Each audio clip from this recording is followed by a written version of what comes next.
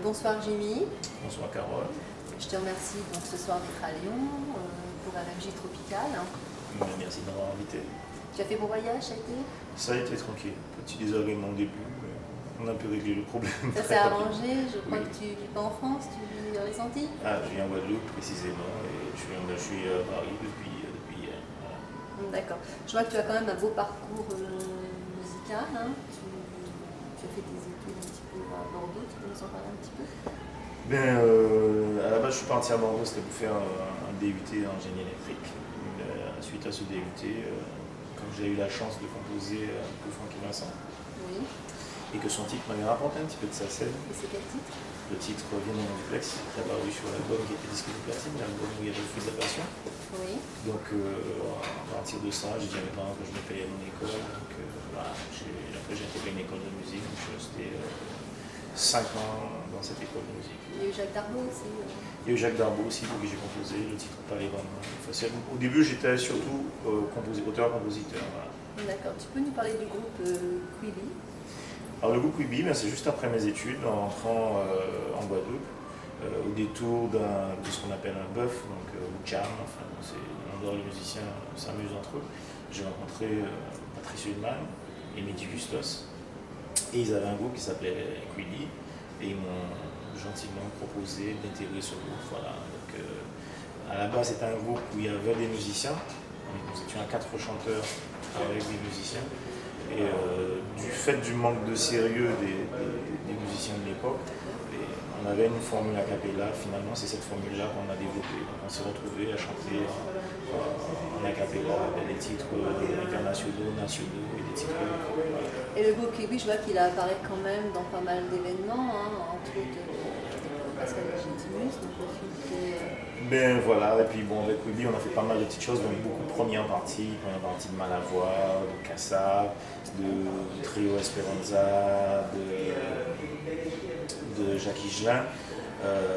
On a participé au film Antilles-sur-Seine. Bon, il ne faut pas aller acheter des cacahuètes au début du film, sinon on va nous rater. Nous sommes dans les 30 premières secondes du film. C'est déjà ça, c'est bien. Mais nous sommes là, voilà, Oui. les jeunes hommes à chemise à cocotier, c'était nous. Et je pense que la plus grande aventure de Quibi en termes d'échange, ça a été de participer à 5 concerts de Jean-Jacques Goldman au Centre des Arts à Pointe-à-Pitre. Et vous avez quel rôle par rapport au concert de Jean-Jacques Goldman? Alors le concert de Jean-Jacques Goldman, à la base, nous devions faire la première partie, mais il y a eu un quiproquo entre le manager de Jean-Jacques Goldman et l'organisateur de la soirée. Parce que Jean-Jacques Goldman avait déjà une première partie interactive avec des sortes de jeux de lumière, enfin ils avaient ramené une première partie. Donc en gros il n'y avait pas de place pour la première partie. Jean-Jacques, qui est un gars très simple, très humble, c'est lui qui a donné l'idée. Il a dit que de toute façon ils se sont préparés à faire ma première partie. Il n'y a pas de première partie, mais ils font partie de mon spectacle quand même. Donc on s'est retrouvés à chanter avec lui. Donc Jean-Jacques Goldman s'est gentiment mis à la guitare. Voilà. On peut se targuer d'avoir eu Jean-Jacques Goldman comme guitariste. Bien, c'est un honneur quand même. Voilà, et on intervenait en plein dans son spectacle. C'est-à-dire qu'il nous a vraiment mis sur un piédestal et ça nous a beaucoup servi par la suite. Tu as fait aussi un beau duo avec Christian Palagiot aussi. Voilà, donc c'est le titre C'est écrit. C'était ma première combinaison sur un titre zouk avec une femme. Et ça s'est très bien passé, ça a eu un beau succès aux Antilles. Et voilà. Il y a un clip. Il y a un clip voilà, qu'on a tourné, on a tourné sur un beau voilier au large de la Martinique. Et c'est une très très belle aventure. Tu es professeur de chant aussi? Je suis professeur de chant à Bordeaux. D'ailleurs, c'est ce que j'ai été étudier, le chant. Donc j'ai d'abord appris à être chanteur. Et puis après, j'ai pris des options pédagogiques et psychologiques de façon à pouvoir transmettre, entre guillemets, mon savoir. Un gros tube, Pas My Love, tu peux nous en parler un petit peu? Alors, Pass My Love, oui, gros tube, heureusement, c'est grâce à Pass My Love que je suis là. Et ça faisait longtemps que j'étais dans la musique, mais toujours soit dans l'ombre à écrire pour les autres, ou soit avec Quibi. Donc là, c'était le groupe qui primait et non pas l'individu. Oui. Bon, à la suite du début de carrière de Mehdi en solo, on a plus ou moins décidé dans le groupe chacun de tenter l'aventure. Donc j'ai pu placer le titre Passe My Love sur l'album Dis-moi Zouk. Et Passe My Love, ça a été quasiment 9 mois en tête des parades. Et voilà. Et, par la suite, j'ai sorti l'album.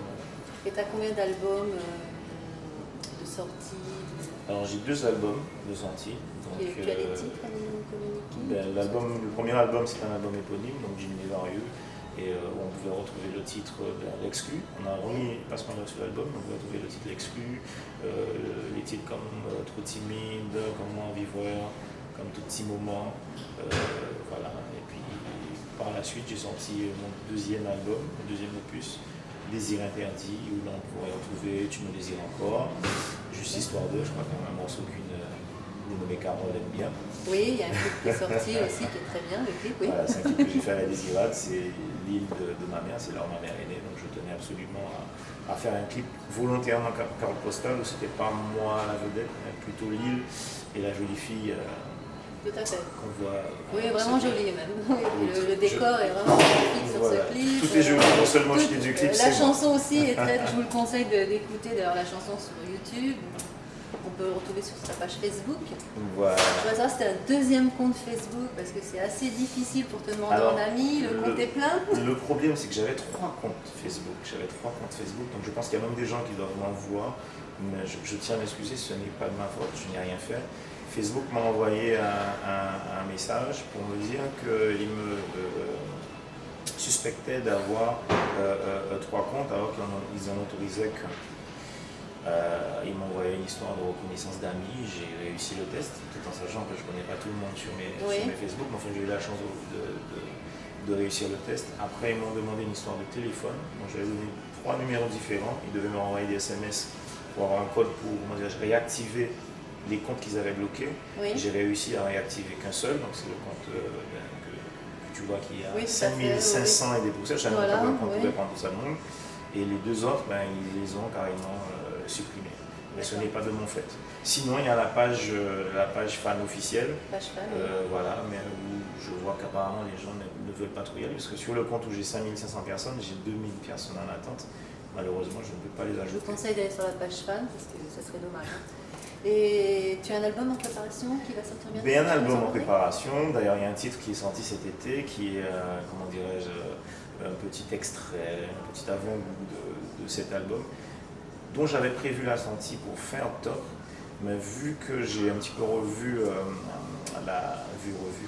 Tendre dispute, c'est. Voilà, le titre c'est Tendre dispute, et l'album finalement il sortira fin d'année, début janvier plus tard, parce que là j'ai quelques featuring très très intéressants que je voulais mettre dessus. J'ai enfin eu l'accord de mes futurs partenaires, et un clip de prévu pour Alors, un clip de prévu pour Tendre dispute. Ce clip, dès que je rentre aux Antilles, là, c'est ce à quoi je vais m'atteler. Le clip de Tendre dispute, donc je pense qu'il sera disponible pour fin octobre, il sera sur les ondes. Et peut-être un prochain titre qui, lui, devrait sortir début janvier. Voilà. Avec l'album, voilà. Alors, quand tu chantes, je crois que tu chantes jamais en playback, tu chantes toujours en direct. Je m'efforce de faire cela, parce qu'avant tout, mon travail, c'est de chanter. Je suis un chanteur. J'ai jamais vu un footballeur jouer en playback. J'ai jamais vu un maçon faire du playback. Donc, j'essaie de faire en gros ce qui est. Donc, je me bats. Je ne suis pas le seul. Patrice Ullmann aussi se bat pour ça. Donc, je marche avec ma bande son. Mais là-dessus, il n'y a pas ma voix. Il y a juste les instruments, les chœurs, tout. Et quand on me voit sur une scène, quelle que soit la scène, je suis réellement en direct.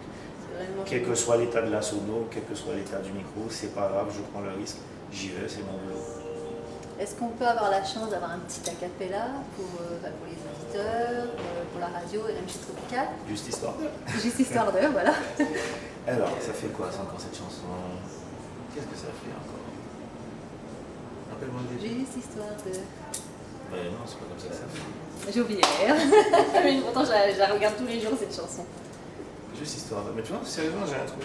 Là, on parle d'Agnès, je vois qu'Agnès et je vois plutôt la chanson. Merci.